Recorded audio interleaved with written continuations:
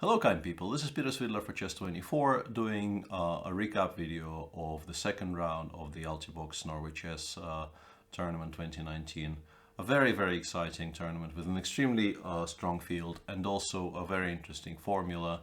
As you probably already know, the organizers this year in Stavanger are trying out a system in which if the classical game ends in a draw, the players after a short break, play an Armageddon game with the same colors. White having 10 minutes against black 7, and white, as always in Armageddon, needing to win to score points. In round 1, all 5 classical games were drawn, and therefore there were 5 Armageddons, and there were some Armageddons in round 2 as well. So let's start looking at the action. For this video, let's centralize a little bit here. For this video I chose the game Levon Aronian played against the world champion Magnus Carlsen. The classical game was very long and quite difficult to cover in great detail, so I will attempt to explain the most interesting parts of the opening, and the opening was arguably the most interesting part of that game because it kind of veered quite wildly away from mainline theory early on and featured some very interesting maneuvering. And I will try to cover the most important and the most salient points of the later game, but this will not be a move-to-move video because otherwise it would kind of last forever, and in the sweltering Hamburg heat, and I understand that this is a sentence perhaps never before uttered in human history, I don't really feel up to delivering a full-length treatise on this game. So let's stop talking about it and start showing you moves. Levon opens with 1e4, as he is generally likely to do these days. There is a full-on shift from 1d4, which has been his main weapon for many years, to 1e4. I think in the bid to sort of reignite his interest in chess, and people have over the course of history, people have tried reinventing themselves that way. Kramnik went from going sort of exclusively 1d4 to going 1e4 to going back, and to now being able to play any first move these days. I mean, before he dramatically retired earlier this year. Anyway, Magnus sticks to his guns, goes c5, knight f3, knight c6, bishop b5, g6, bishop takes c6, d c6. In a game between Shahriar Mamedjarov and Vishianen played also today, Shahri captured with the other pawn, took with the pawn b, but Magnus continues taking with the pawn, with a d pawn on c6, aiming for exactly the structures you will see in this game. d3, and here an interesting new twist on the ideas he had shown in his World Championship match against Fabiano Caruana. Queen c7, not even wasting a tempo on bishop g7, and aiming to play e5 as early as possible. And here I want to show you, in particular, if you look at this position, castles e5, this would happen in the game as well. If you look at what black is trying to achieve here, it bears obvious similarity to the line Magnus has been employing with decent success on the white side of the English, in particular, for instance, in the game he had against Vishianen in the Grand K Classic, which went like this: e4, takes. I'm not sure if he should play d6 immediately, but the point is white plays f3 and then attempts to do something like knight h3, knight f2, and then in that particular game Magnus went bishop d3 and then f4, f5, and so on, being very active in the center. And if you look at this at this configuration, oops, that is unneeded, and you compare it with the black structure here, in particular once or if black plays f7, f6, it's basically the same structure. So Magnus is attempting to play what clearly is a very appealing to him structure, which leads to very interesting positional fights. But obviously he is doing this a tempo down because he is doing it on the black side of the Sicilian instead of the English opening with white, which obviously gives white additional options. And left plays bishop e3, which is a clever little move. I think one of the points is if black plays f6, you can definitely make an argument for white to play queen d2, which actually stops black from achieving knight h6, knight f7. And it is very much part of black's plan. And this move is not awkward at all for white because the queen actually, in many cases, stands very, very well on c3, supporting the a3 and b4 break. Black had a clever little idea here, which he could have tried. He could have played knight h6 here, a move suggested by Jan Gustafsson during our live show. The point being that we've developed this knight now. We are obviously planning to play f6, knight f7 if white does something slow here. Although, for instance, one of computer's suggestions here is to play a4, f6, a5, which is quite smart, and then start putting pressure on opponent c5. So after a4, maybe you have to spend the tempo playing a5. And a4 in general seems quite interesting. And the other point is, after queen c1, we have the move knight g4, winning some tempi, and this is a bit of a mess. But Magnus decides to develop the knight properly to f6 now, which is perfectly fine, of course, but also has certain drawbacks because, as mentioned, generally these days I think it's more natural for black to aim for the knight h6, f6, knight f7 setups. And here Levon makes a very clever little move, queen e1, once again reminding black that there are all these queen c3 ideas. Magnus plays bishop g4. Not, of course, to take on f3. You generally don't want to take on f3 in these structures. It's an important bishop, and taking on f3 would basically ensure that black will spend the entirety of the game defending. The main point is it kind of forces white to go knight bd2, and then queen c3 is no longer possible because the knight blocks the way. Knight h5, a3. And here Magnus actually committed a quite significant mistake, but the move he made is very, very natural, and I think in his post-game interview he admitted that he missed Levon's reply. And I'll show you what he did first, and only after that I think it will become obvious why a different move had to be made. He played bishop e7, seemingly what can be more natural. You want to castle short and then perhaps play knight f4, e6, or knight g7, e6. The e6 square is, of course, not at all a bad target for this piece. And Levon replied with queen b1. And this is suddenly quite critical for black, because it turns out you can't really stop the b4 break. And the tactical reason for that is a5, b4, c takes, a takes, bishop takes b4.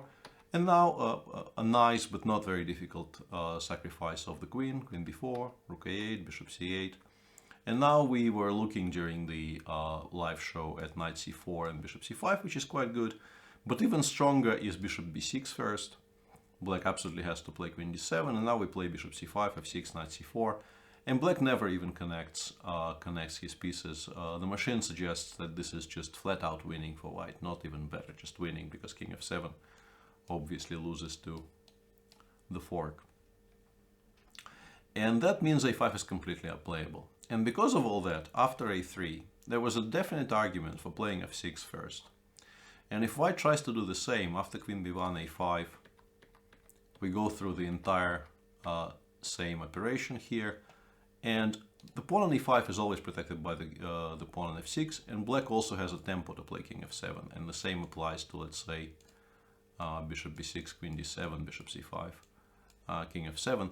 And this is a hugely important tempo that black wins here. And this position, from being very, very poor for black, changes to being completely playable, and arguably black is even better. So I think f6 was stronger than bishop b7. After bishop b7, queen b1, as Magnus himself said in the press conference, he kind of found himself struggling to find ideas. He played knight f4. This did not stop b4. And here, maybe you can make an argument for playing b6, waiting for white to take on c5, and for instance going knight e2 check, king h1 and bc5, trying to re-establish this knight on d4. The machine doesn't like this for black, but it likes it better than what Magnus did. Magnus gave this check immediately and played knight d4, and here b takes c5 leads to positions which are quite good for white. But the move that Levon made is even stronger, and full credit must go to him for even considering the move knight f3 g1 here. A very striking looking move, which basically threatens to play c2, c3, and the bishop on g4 is so misplaced that you have to waste some time reorganizing your pieces, because basically white is threatening, just to illustrate, to play c3, and if you go to e6, you lose the bishop on g4 because it runs out of squares. And Magnus, after spending a very, very significant time in the tank, went g6, g5 here, stopping also potential ideas of f2, f4, and also creating the escape hatch for the bishop if white goes after it. But it was arguably better to first take on b4 and only then play g5. Even though the position after, for instance, f3, c3, and knight c4 is significantly better for white, and it's not really difficult to see why.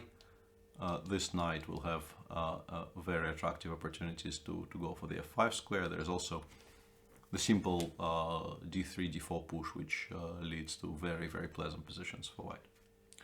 After g5, Levon took and simply picked up this pawn on g5, rook g8, bishop h4, bishop e7. Precise move, bishop g3. You don't want to be taking on e7 because you're only bringing the queen closer to the action. So bishop g3, castles long, knight c4, f6, a4. And it turns out that it's extremely difficult for black to actually generate anything on the king side. The bishop on g3 is quite safe, and white actually has decent play of his own on the king side. And I will actually show you the next couple of moves, and then we will take a reasonably long break in the action, so to speak. Magnus played knight e6, f3, bishop h5, bishop f2, bishop c5, takes, knight e2. And yeah, this knight goes to e3, rook if needed will go to f2. There's really no counterplay along the g file at all. And Magnus was even, maybe you can make an argument for something like a4, a5 here, because the one source of counterplay black eventually had in this game was the weakness on a4. And Magnus obviously jumps at the opportunity to fix it in place, goes queen a5 here, takes on e1 and plays a5. And white obviously has a safe extra pawn here, but the rook on a1 is constantly connected to the pawn on a4 and will have to spend quite a lot of time just standing there protecting it. So it's not a easy mechanical task here for white to win, but white of course should win this position. And after some maneuvering, I will not really be paying much attention to these moves. People are strengthening their position. White is threatening to push g4. We come to this position, and the machine suggests that you could actually go g4, rook dh7 and g5, and after takes, for instance, rook g8, rook a g1. In some cases you will have to give up the pawn on a4, but it doesn't really matter because eventually white plays d4 or sometimes f4, but often white plays d4 first, removes the pawn from e5, and then starts running with his pawns towards the queening square, and it's more or less impossible to stop. If you leave the machine running here, the machine, I think, will quite soon become very convinced that white is close to winning. Instead, Levon played rook hd1 and went for a different plan. He pushed d4 himself, and we have this structure now, where once again, eventually white will have to break something open on the king side, but for the time being, in particular taking into the account the time control, which for the classical games in this tournament is 2 hours for the entire game with increment from move 40, I think it made sense to be doing what Levon was doing here, which was slowly and surely strengthen your position, but also make sure that Magnus runs severely out of time.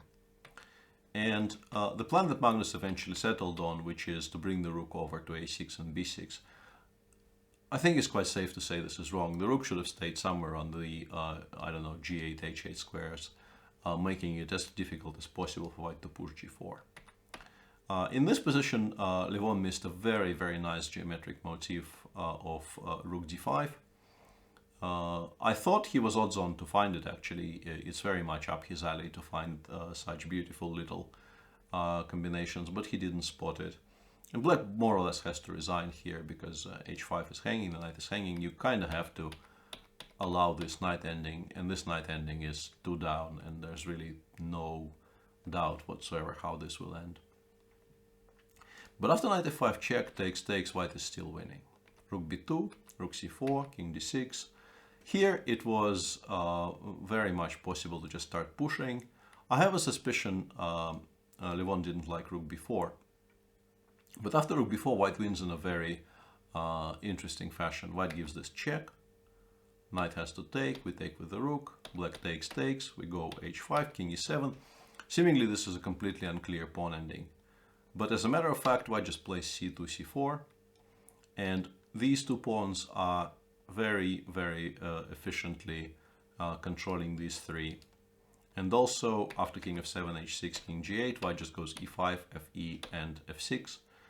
And black is currently even a full pawn up. But after, let's say, e4, king e3, g3, king e2, black will eventually just run out of moves to make and will have to allow either f7 or h7, and one of these two pawns will queen. But already both players were in some time trouble, and you can see how an idea like this can be missed. Instead, Levon played knight e4 check first, takes, rook a2, g4, takes, king d5, king d3, check c3, b5. And here, I think, was the last point in the game where the win was reasonably straightforward. White should just play g5, and after b4, simply play rook g4, rook c3, and king d2. And there is no way to stop the triumphant march of the g-pawn up the board. Takes. If you go king e5, g6, king f5, I think white can even play rook g1 and then play g7 because the rook is just nowhere near fast enough. And if rook h3, g6, rook h8, many moves win. But the simplest and the most cynical approach here is just to play g7, rook g8, f6, king e6, and then rook g6. And then rook h6, rook h8, and there will be zugzwangs. For instance, something like check, king c2, c5, we go rook g8, rook h8, rook g8, and king b3. And we can once again pass forever, and black no longer has any moves and he has to resign. Instead, Levon played h5. And this is suddenly a draw because black actually has enough counterplay. b4, rook d4 check, king e5, rook c4. But on extremely short time available, Magnus now makes a mistake. And instead of a move b4, b3, aiming to play rook a1, creating a very strong threat of b2, and only taking on a4 with the pawn on b3 already there, Magnus takes on a4 first. And for half a move, he is losing again here. White could have played rook e4 here, and after either king d6 or king d5, there is this idea of immediately creating not one but two passers on the king side. g5, fg, h6, rook a1, and simply f6. And the point is, we are not pushing any pawn to the 7th until the rook gets behind the other one. Let's say rook f1, h7, or rook h1, f7. And those pawns cannot really be stopped. But you have to do it immediately, because one move later it would no longer work. Instead of this, Levon played h6, and after rook a1, it is suddenly a draw. Even though it is a very study-like draw after, let's say, rook e4 check. I think it goes king d5, g5, and now black plays b3, c4 check, king c5, king c3, and rook h1. If I'm not mistaken, I may have slightly lied to you here about the move order. But the point is, black will still lose if he takes on g5 and allows f6. But he can actually play like this, and after g6, you can play a4, and then start giving checks from h3, h2, h1, and so on. And black actually gets so much counterplay on the other side of the board that he doesn't lose. But this is obviously extremely study-like, and once again, difficult to blame people for not seeing it.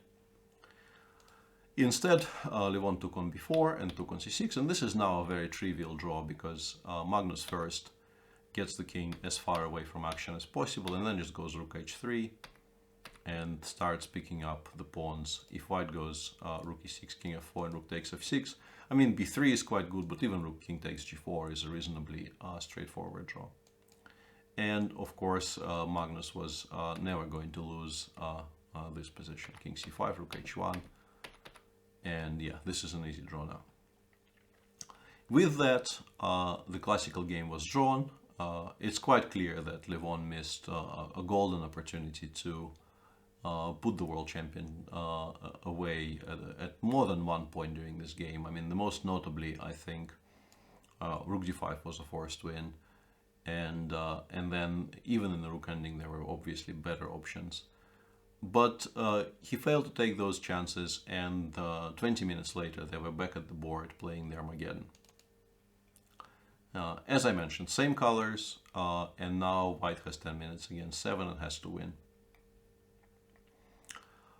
Levon once again goes 1e4, c5, knight f3, knight c6, same Sicilian, but this time instead of queen c7, Magnus goes for a slightly more orthodox bishop g7, h3, and e5, castles and queen c7. And via this slightly circuitous move order, we arrive at a position which is very similar to the game 3 of the Caruana-Carlsen match, which went castles instead, if queen c7, rook e1, e5, and here Fabi played a3 and b4. In the game we're looking at today, instead of this a3 and b4, left played bishop e3, b6, knight bd2. You can also make an argument for playing a3 here, to which black could perhaps reply ambitiously by immediately going f5 and knight f6. But knight bd2 it makes playing the immediate f5 quite risky, because after knight c4 your center might just completely collapse. So Magnus starts by going knight e7, a3, castles, b4, takes, and f5. And this is strategically obviously quite risky from black, but Magnus, I think, and I think this also was mentioned in the post-game interviews, he felt that despite draw being enough, he felt that playing for a draw would be a mistake, and he just played with a certain degree of abandon, just aiming for the sharpest position possible and aiming to play it as straightforwardly as possible, as if the Armageddon considerations did not exist. Knight c4, bishop e6, knight g5, bishop d7. This is a very difficult position to properly assess, and there's a number of things you can do here. One thing I was suggesting during the live broadcast was to play queen b1, h6, queen b3. Black should not be taking this knight on g5 here, I believe, because after the discovered check on b6, white picks up on a8 and can maybe include queen f7 here. And in general, there are ideas of doubling on the a file, and we also will pick up on g5 eventually, with two pawns and the rook for two light pieces, and the light pieces being so passive. I'm pretty sure white is doing quite well here, but of course hg5 is not obligatory. You can go king h8, and after knight f3, this is a very sharp, very unclear position. The queen is probably aiming towards the c3 square. If f4, of course, the bishop will get rerouted via to c3. So very sharp, very unclear position.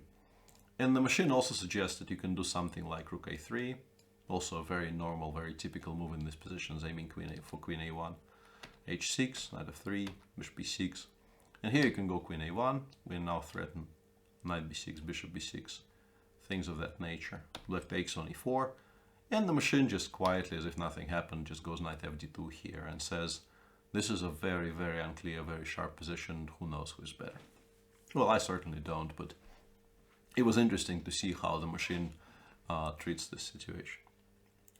Instead, left played queen e2, and Magnus just went all out here. He played h6, f4, g5, bishop c3, knight g6, d4, and quite simply e4, bishop d4, and g4. This looks like black is kind of trying to ruin his position strategically, but the play he gets along the g file once it gets opened is so strong that he doesn't really have to care about such unimportant factors. And because of that, maybe you can make an argument for starting with something like knight h2 to stop h5, stop g4, and then once again we will start some kind of a slowish plan of, let's say, rook a3, rook fa1.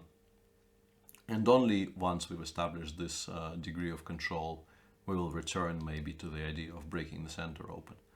But Levon, you cannot really blame him for trying to play as concretely as possible. But his position is not better at all here.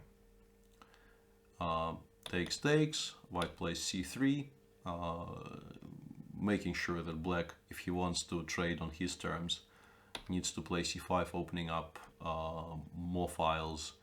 The 6th rank for the rook is also now opened. But all of these things, once again, are barely relevant because of just how much initiative black will generate on the king side. Takes. The obvious threat is knight h4. And here actually Levon made a sequence of moves, which is, I think, according to the machine, the absolute best option for white. And it has to be played if white is to survive here. Knight d6, creating the idea of unpinning via queen c4 check. For instance, knight h4 would be a big blunder here, just dropping the knight. Black plays king h8. Once again, white has to play knight f5. And here Magnus went for a very nice little combination. Rook takes f5, ef, and knight h4. The threat is obvious to take with something on f3. Both are deadly right now. White has to distract black by playing f6. Queen takes f6. And here the computer shows an incredibly beautiful draw for white, but it's only ever a draw. There's absolutely no question of white being better here. White needed to start by playing an amazing quiet move. Sorry, not rook a6 is what was played in the game. White has to play rook fe1 here, creating now a threat of queen e5. Black takes on f3. Obviously you cannot take, you get mated in 2 moves. And after bishop takes f3, the computer goes rook a6. This is stunningly beautiful chess, but I think pretty much impossible to find. And also this at best leads to a draw.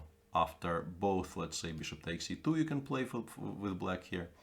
Takes, king g7, rook takes, knight g6, rook f5.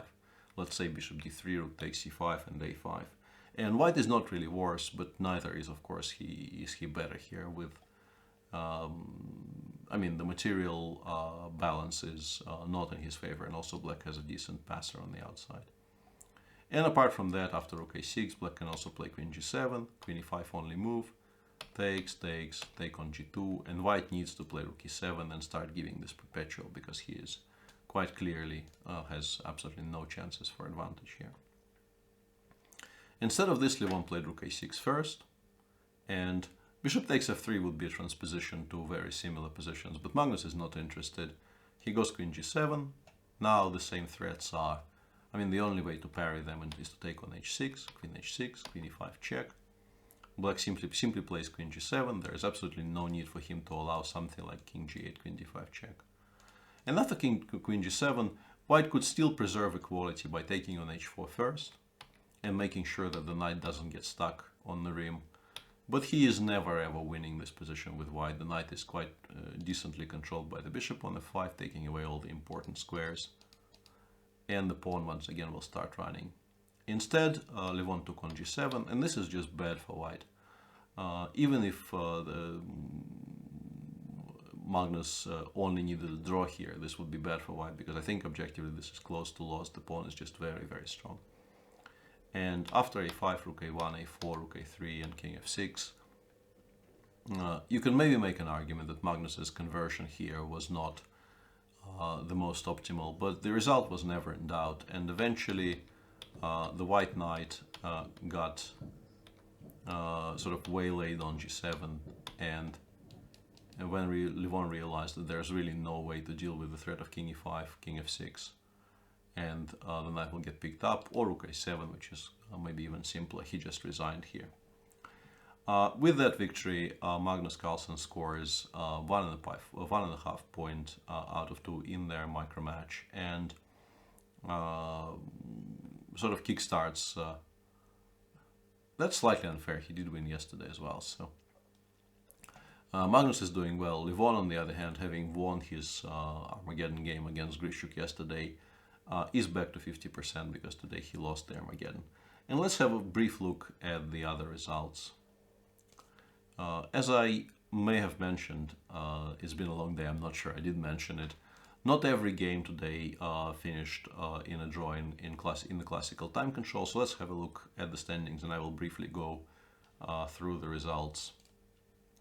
This is the situation right now. The tournament is being led by Shahriar Mamedov, who won his tiebreak against Fabiano Caruana yesterday, and today won a slightly weird game against Vishy Anand, in which Vishy seemed to have been in control for most of it, and then very, very abruptly just blundered a piece in one move and had to resign. And the other game that finished in a classical victory today was Fabiano Caruana beating Maxim Vashkelegrov in a very, very interesting theoretical Najdorf. A game which on some other day would have deserved a video of its own, but you will have to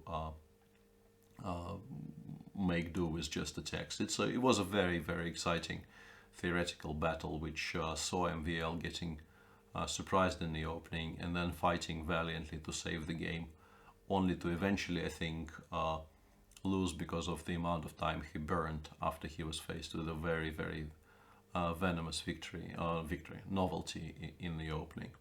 And in other news, Ding Liren lost his tiebreak to his Chinese compatriot Yu Yangyi, who won a game which fluctuated wildly between being completely equal and then being better for Yu Yangyi and then being completely equal again. But Ding Liren committed the final mistake in that game and lost it. And also, the first game to finish today was Alexander Grishuk's, who just made a theoretical draw in an anti-Berlin against Wesley So, feeling that he should be beating Wesley in an Armageddon game with white. But that didn't pan out the way he planned, and Wesley quite convincingly scored a full point in that Armageddon by giving a perpetual in a completely winning position, because that, according to the rules of the tournament, is more than enough. There's, as usual, tomorrow at 5 p.m. Central European, there will be the third round of the tournament. These are the pairings tomorrow. As you can see, Magnus Carlsen is playing Grishuk, Wesley is white against Yu Yangyi, Ding Liren white against Caruana, Mamedov Aronian, and MVL white against Anand. I hope to see you tomorrow during the live stream. As usual, we will be covering the tournament with Jan Gustafsson from the studio in Hamburg. But for this video, I hope you've enjoyed it, and I say goodbye to you. This has been Peter Svidler covering round 2 of the Altibox Norway Chess Tournament 2019 for Chess24.